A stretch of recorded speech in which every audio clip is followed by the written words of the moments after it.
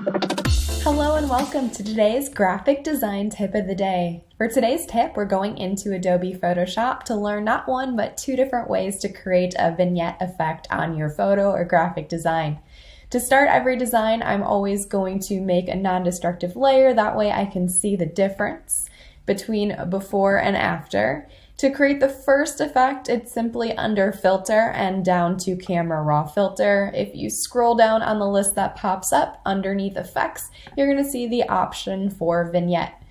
If you do not see the full menu right away, just make sure you click that arrow that's right next to it and you'll see all the other options here.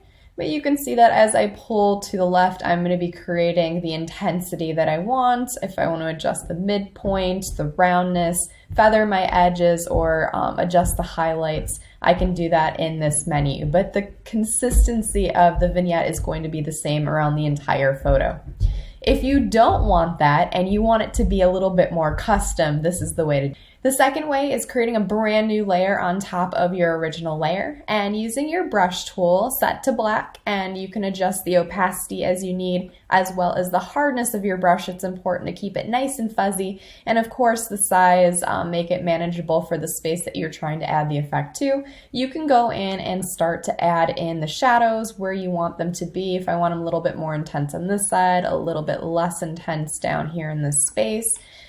But the key is after you do this, you don't want it to look like you colored on your image. So if you go up to Filter and down to Blur and over to Gaussian Blur, you're going to be able to create this nice smooth effect to transition that brush into the rest of your design. So it's just like the original vignette effect that it comes with on the Camera Raw filter, but you can customize the edges that it comes into.